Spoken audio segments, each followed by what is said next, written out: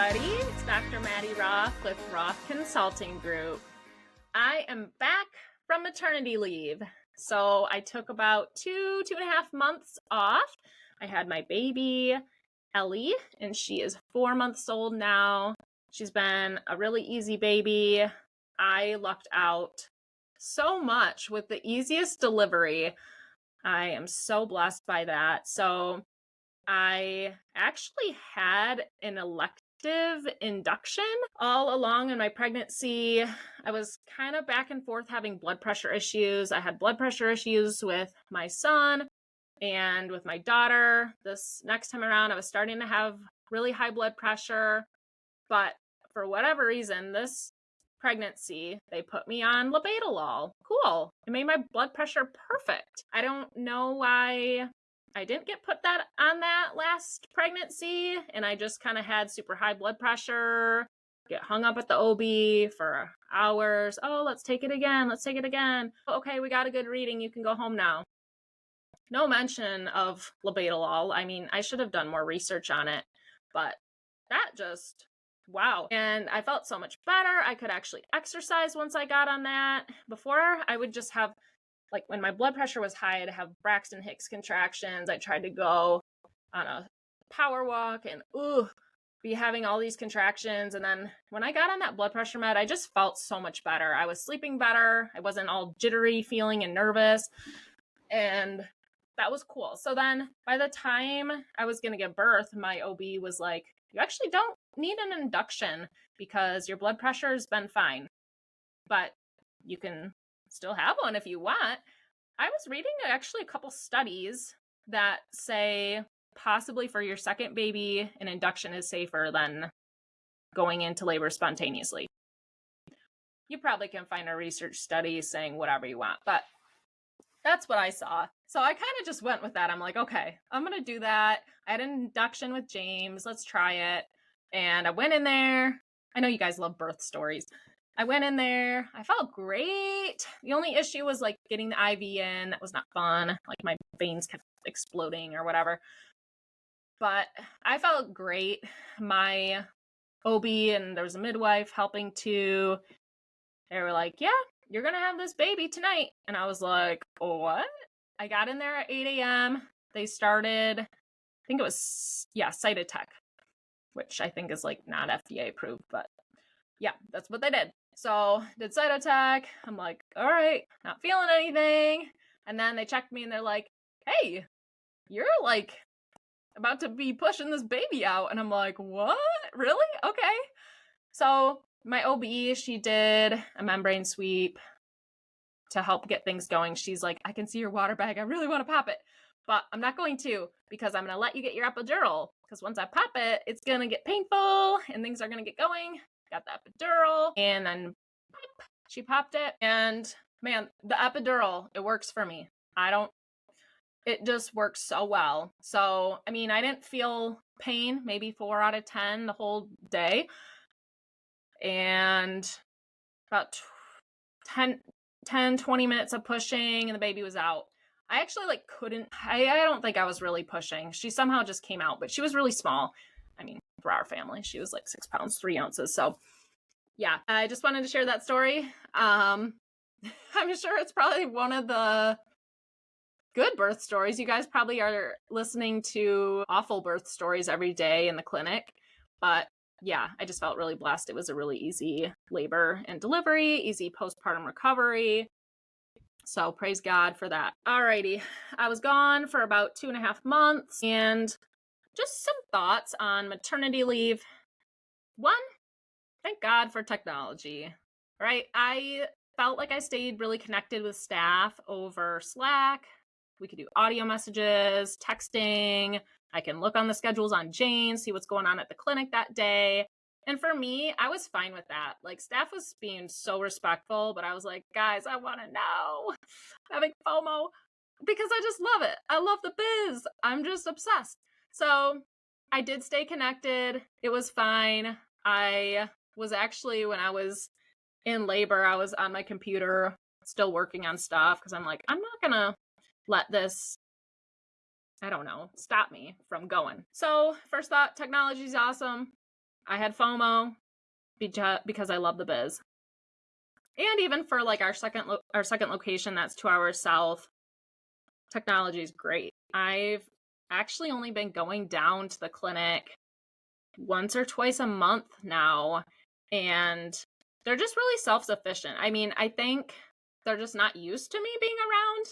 Whereas our northern clinic, they're used to me being around. Like from day one, I was there every day. So it's just different. And I kind of set the tone for it day one that I wasn't going to be there every single day at our Troy clinic. And it's just worked out great. So some issues that I found, I think it was just really good for me to be gone because I was able to truly see what holes we had in our business. And does it really run on its own without me? Kind of, but there were some issues. So the biggest thing is the accountability piece. I don't have a manager, an office manager. I don't have like anyone else in a leadership position. And for me, I think our business model is pretty simple. And maybe I oversimplify things, but our OTs are going in and treating patients and going home. And our admins are making calls. Like everyone just does their job. But there are some accountability pieces that are missing beyond that. So the typical stuff got done, but something that was going on, a lot of late cancels were not being charged. A lot of no-shows were not being charged. And so that bit of accountability went down the tubes.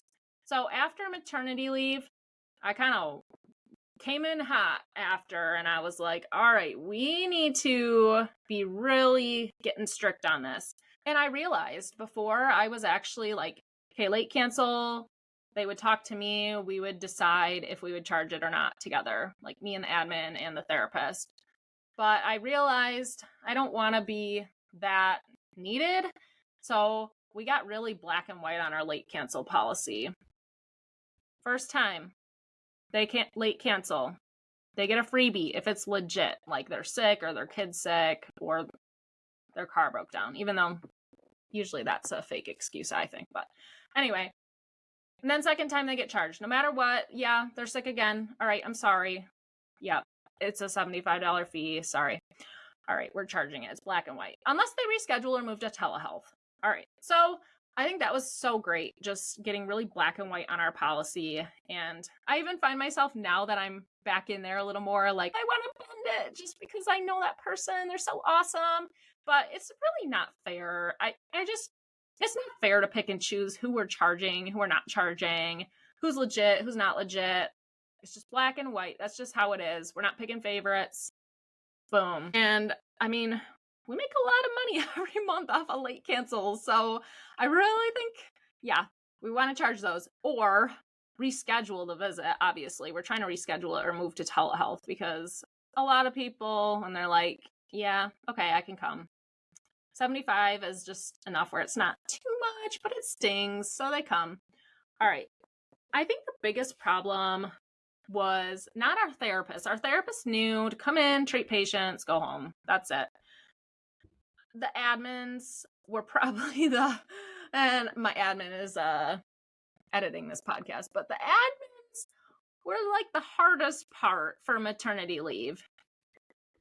So, well, one of the issues was in our Troy clinic, I hired an admin like 3 days before my maternity leave. And prior, we have admin training videos, but I was doing a lot of in-person training with admins, which I realize now is just not sustainable if we're going to keep growing and adding locations. Like, I need to have more of it in video form. I need to have more of it in an admin manual. So that's another big project we're working on this year, is just a really in-depth admin manual that people can say, okay, page 30, it has all of our clinicians' NPIs, because for whatever reason, this person is calling about their super bill and they need actually this type 1 NPI for the clinician. So they can just click on that page. It takes it to them. So they're not asking me a million questions. So that was the other thing about maternity leave. I was totally fine with it. I loved being on Slack, knowing what's going on. But all those little questions that before I was like, oh yeah, here's the answer. Or I'm sitting in the clinic. Yep. her NPI number is this. It's just all written down. I really want to not be needed. I mean, I want to be around because it's fun and I like hanging out with the girls and making them feel good, but I don't really want to be needed for that mundane stuff. So I thought managing the admins and fielding admin questions was probably the hardest part, and just really told me, okay, we need a clear policy for cancels, something that's black and white. I know it sounds hardcore, but it's just fair and it's easier. And we need more in-depth admin training, more in-depth on our admin manual. And yeah, we have a lot of training videos that are like screen sharing and how to do our call log. But when people like admins have a quick question, it's too hard to go through a 10-minute video to try to find the answer again, even if it was in the training. So that's why I think a hard copy or a digital copy of an admin manual is super, super helpful. Another thing I learned is I have mom brain so bad. Right now I have mom brain. I had mom brain even worse postpartum. So I needed help and I embraced the help. So every other week my husband would be like, did you run payroll?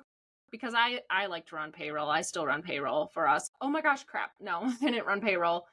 So yeah, I think I just needed a little bit of help too. And it was okay, like accepting help. So my husband especially was reminding me, like, did you mail in your rent check this month?